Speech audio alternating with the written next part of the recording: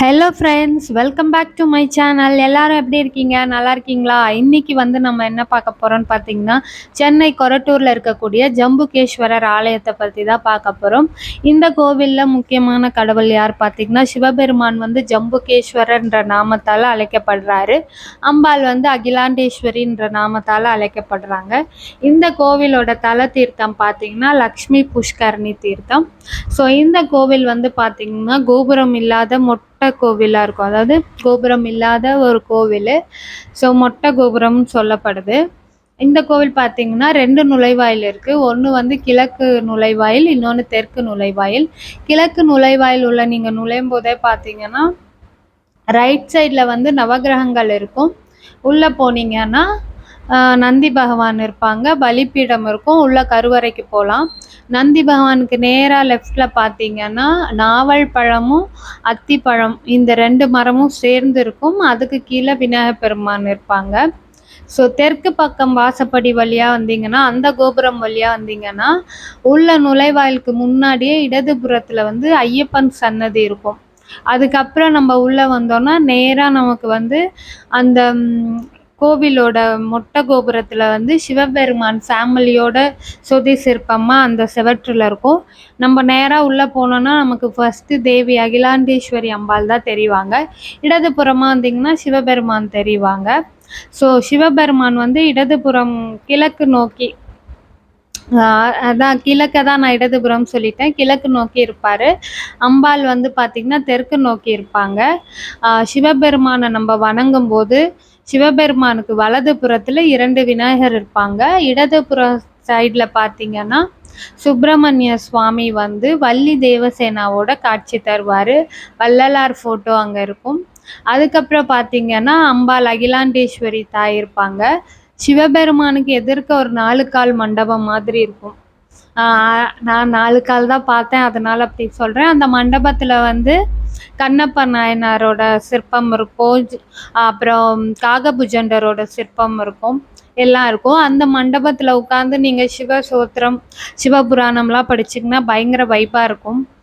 Try பண்ணி பாருங்கள். அதுக்கப்புறம் அந்த 4 கால் மண்டபத்துக்கு மேலே பார்த்தீங்கன்னா ராகு கேது இருப்பாங்க. ஸோ ராகு கேது சம்மந்தப்பட்ட ஏதாவது பிரச்சனை இருந்தாலும் இந்த கோவிலுக்கு போயிட்டு வந்தீங்கன்னா உங்களுக்கு ஒரு தீர்வு கிடைக்கும்னு சொல்லப்படுது. ஸோ இந்த கோவிலுக்கு வந்து பார்த்தீங்கன்னா காகபுஜண்டரும் ஜம்பு மகரிஷியும் வந்து இந்த இடத்துல வந்து இந்த சிவபெருமானை வந்து வணங்கினதாகவும், அதுக்கப்புறமா காகபுஜண்டர் இங்கே ஜீவ சமாதி அடைந்ததாகவும் சொல்லப்படுது. பட் அதுக்கான ப்ரூஃப் எதுவும் இல்லைன்னு சொல்கிறாங்க.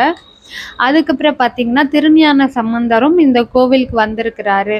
பக்கத்தில் இருக்கிற வந்து திருவல்லியதயம் கோயிலுக்கு வரும்போது இங்கே இந்த கோவிலுக்கும் வந்து வணங்கிட்டு போயிருக்கிறாங்கன்னு சொல்லப்படுது. ஸோ அதை வச்சு பார்க்கும்போது இது வந்து 8 நூற்றாண்டுகளுக்கு சார்ந்த கோவிலாக இருக்கலாம்னு சொல்லப்படுது. ஸோ இந்த கோவில் வந்து பார்த்திங்கன்னா சோழர்களால் கட்டப்பட்ட கோவில். அப்போ வந்து செம்பி மகாதேவி அவங்க யாருன்னா கண்டாரத்தின் சோழன் அவங்களோட ஒய்ஃபு. ஸோ ராஜராஜ சோழனோட ஃபஸ்ட்டு பாட்டி. அதே மாதிரி நம்ம உள்ள கருவறையில் வந்து வணங்கிட்டு வலம் வரும்போது பார்த்திங்கன்னா தட்சணாமூர்த்தி இருக்கக்கூடிய இடத்துல வந்து தட்சணாமூர்த்தி இருக்கக்கூடிய இடத்துல வந்து காகபுஜண்டரோட சுதி சிற்பம் இருக்கும். ஸோ இங்கே வந்து ஒரு இடம் இருக்கும், நமக்கு காகபுஜண்டர் ஃபோட்டோ வச்சுருப்பாங்க, அகத்தியர் ஃபோட்டோ வச்சுருப்பாங்க. அங்கே வந்து தியானத்துக்காக ஒரு கூரை மாதிரி அமைச்சு வச்சுருப்பாங்க. அங்கே உட்காந்து நீங்கள் தியானம் பண்ணிக்கலாம். ரொம்பவே நல்லா இருந்தது. மைண்டு வந்து நீங்கள் அங்கே தியானம் பண்ணும்போது உங்களுக்கே ஒரு வைப்பு தெரியும். ஸோ நீங்கள் யாராவது பக்கத்தில் இருந்தீங்கன்னா இந்த கோவிலுக்கு போயிட்டு வாங்க. இந்த கோவில் வந்து எப்போல்லாம் திறந்துருக்குன்னு பார்த்தீங்கன்னா காலையில் 7 மணி டு 11 மணி வரை திறந்துருக்கும். அப்புறம் ஈவினிங் 5 ஓ கிளாக்லேருந்து 8 ஓ கிளாக் வரை ஓப்பனில் இருக்கும்.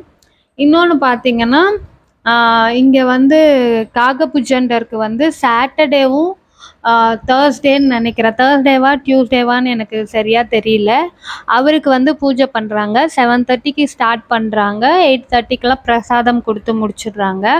அங்கே வரவங்க என்ன சொல்கிறாங்கன்னா காகபுஜண்டர் சித்தர் முன்னாடி நம்ம தியானம் பண்ணி நம்ம ஏதாவது ஒரு ப்ரேயர் பண்ணி வேண்டிட்டு போனோன்னா அவர் அதை நடத்தி கொடுக்கறதாவும், அடுத்த வாட்டி அந்த ப்ரேயர் வந்து அவங்களுக்கு நடந்துட்டதுக்கு அப்புறம் ஏதாச்சும் பிரசாதம் வந்து ஒன்லி ஸ்வீட் ஐட்டமாக தான் இருக்கணும், காரம்லாம் கொண்டு வரக்கூடாதுன்னு சொல்கிறாங்க. ஸோ நாங்கள் போயிருந்தப்ப நிறைய 2-3 பேர் வந்து ரீசண்டாக வந்துட்டு போனால் எங்களுக்கு வேலை கிடச்சிது, நாங்கள் வேண்டுனது நடந்ததுன்னு சொல்லி ஸ்வீட்ஸ் எல்லாம் கொண்டு வந்திருந்தாங்க.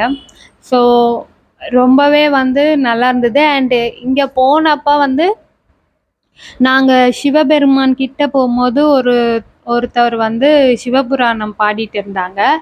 அவரு தான் வந்து என்கிட்ட சொன்னாங்க, இந்த கோவிலோட ஸ்பெஷல் வந்து இந்த ராகு கேது வந்து இந்த 4 கால் மண்டபத்துக்கு மேலே இருக்கிறது யாருக்கும் தெரியாதுமா, நோட் பண்ண மாட்டாங்க, சிலர் சொன்னாதான் அதை கவனிக்குவாங்களே, அப்போ இங்கே வந்துட்டு போனால் ராகு கேதுவால் வர தோஷம் நிவர்த்தி ஆகும்னு சொன்னார், படி கம்மியாகும்னு சொன்னாங்க. அதுக்கப்புறம் வந்து பார்த்திங்கன்னா இங்கே அம்பாள் வந்து ரொம்ப சிறப்போடு இருப்பாங்க. ஒரு கால் முன்னே வச்சுருப்பாங்க, ஒரு கால் பின்ன இருக்கும். அது நம்ம டீப்பாக கவனிச்சோன்னா தெரியும். இடது கால் முன்னாடி இருக்கும். அதுக்கு என்ன சொன்னாருன்னா, அம்பாள் வந்து நீங்கள் கூப்பிட்ட உடனே ஓடி வர அம்பாள் தயாராக இருக்கா, ஸோ அதுதான் அதை வந்து ரெப்ரசன்ட் பண்ணுதுன்னு சொன்னாங்க.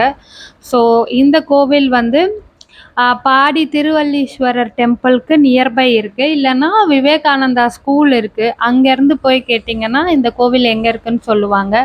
ஸோ ரொம்பவே சூப்பராக இருந்தது. உங்களுக்கு இந்த வீடியோ பிடிச்சிருக்குன்னு நம்புகிறேன். வீடியோ பிடிச்சிருந்தா லைக் பண்ணுங்கள். பாய்.